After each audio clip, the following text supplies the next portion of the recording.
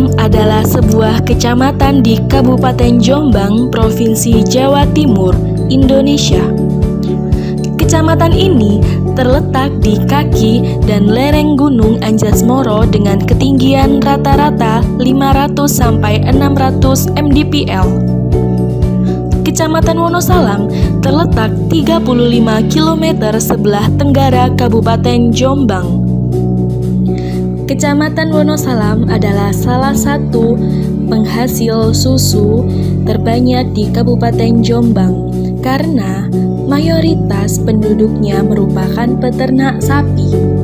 Setiap tahun juga di kecamatan ini diadakan tradisi Kenduren Wonosalam.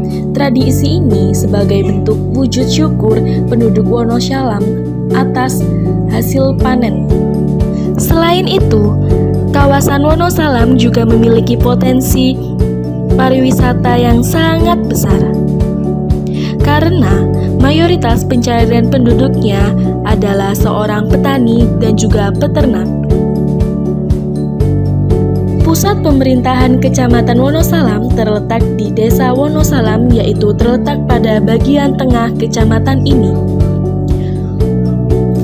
Penduduk Wonosalam mayoritas adalah seorang peternak sapi karena Wonosalam sendiri memiliki cuaca yang sangat dingin karena berada di atas gunung.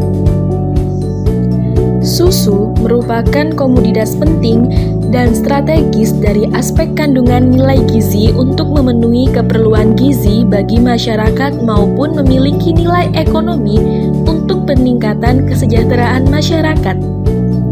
Penanganan serta pengolahan susu yang tepat akan memberikan nilai tambah yang optimal bagi para pemangku kepentingan yang terkait dengan komoditas susu. Mempertimbangkan strategisnya komoditas susu diperlukan acuan terkait dengan pengembangan, penanganan, dan pengolahan susu secara modern agar penanganan dan pengolahan susu memperoleh manfaat yang optimal. Berbagai produk dapat dihasilkan dengan menggunakan bahan baku susu. Contohnya adalah es krim, agar-agar, yogurt, dan juga lainnya. Tidak hanya mengelola susu, di Wonosalam juga ada wisata Kampung Sapi Perah, yaitu merupakan sebuah destinasi keluarga yang edukatif bagi anak-anak. Hal ini dapat dikaitkan pada materi pembelajaran kimia koloid dan juga etnosains. Kata etnosains berasal dari kata etnos dari bahasa Yunani yang berarti bangsa dan sains dari bahasa Latin yang artinya adalah pengetahuan. Atas dasar kedua kata tersebut, etnosains dapat disebut sebagai pengetahuan yang dimiliki oleh masyarakat. Ilmu ini mempelajari mengenai sistem pengetahuan dan tipe-tipe pengetahuan budaya tertentu. Penekanan etnosains berfokus pada pengetahuan asli suatu kelompok masyarakat secara turun-menurun. Secara garis besar, etnosains dapat dikatakan sebagai upaya untuk membangun kembali pengetahuan asli masyarakat atau yang biasa disebut dengan budaya dengan mengkaitkannya dengan pengetahuan ilmiah.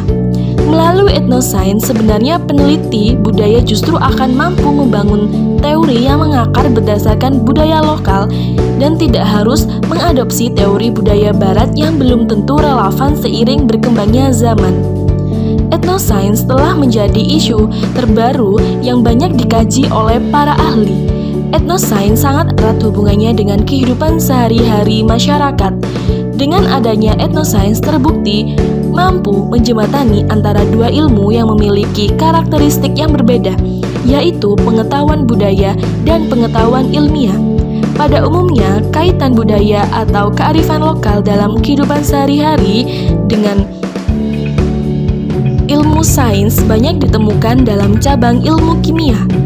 Ilmu kimia sendiri merupakan salah satu cabang dari ilmu pengetahuan dan bagian dari studi ilmiah, yaitu IPA, ilmu pengetahuan alam, yang dalam konteksnya sangat dekat dengan kehidupan sehari-hari. Dari penelitian mengenai aspek kebudayaan Jawa, mendapatkan hasil bahwa sebenarnya telah banyak masyarakat yang memanfaatkan berbagai konsep kimia dalam kehidupan sehari-hari dan telah berlangsung secara turun-temurun.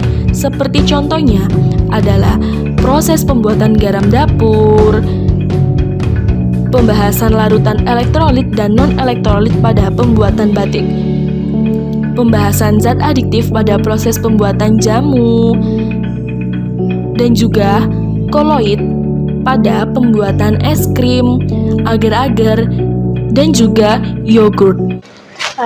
Mas, sebelumnya saya mau tanya untuk usahanya sendiri, ini sapi perahnya udah berlangsung sekitar berapa tahun? Kurang lebih 3 tahun. Kurang lebih 3 tahun. Kalau untuk di sini sendiri memang masyarakat Wonosalam apakah mempunyai tradisi mayoritas itu kayak kerjaannya memang memerah susu atau punya peternakan gitu? Rata-rata kan di sini hawanya kan dingin. Iya. Jadi kayak tanaman rumput kan melimpah, jadi banyak peternak yang rawat sapi. Gitu. Selain sapi biasanya apa aja? Biasanya kalau di sini tuh kalau bukan sapi, kambing sama domba.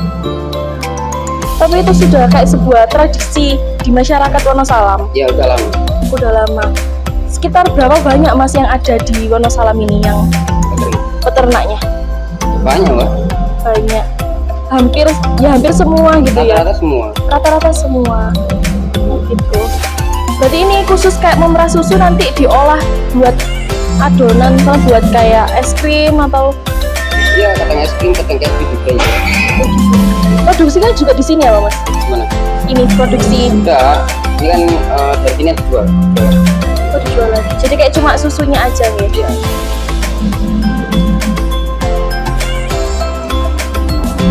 Biasanya untuk memerah susu itu berapa itu Mas? Berapa kali? 2 kali.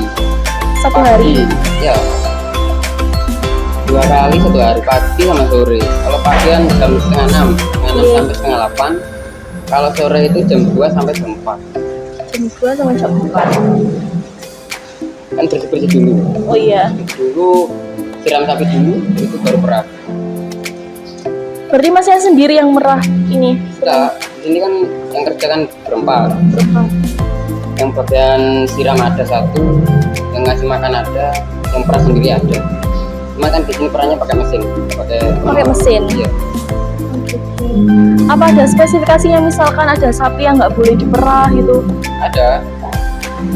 Jadi kalau sapi yang kayak sakit itu nggak boleh diperah. Contoh kelihatan sakit itu kayak gimana, Mas? Yang mana? Masnya kelihatan kalau sapi itu sakit? Nggak mau makan dia. Nggak mau. Sapi nggak mau makan terus hidungnya itu kering.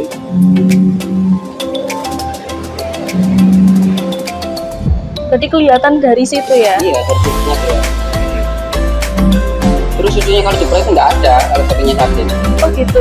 Nggak keluar sama sekali. Nggak keluar, dia kan nggak makan. Oh iya.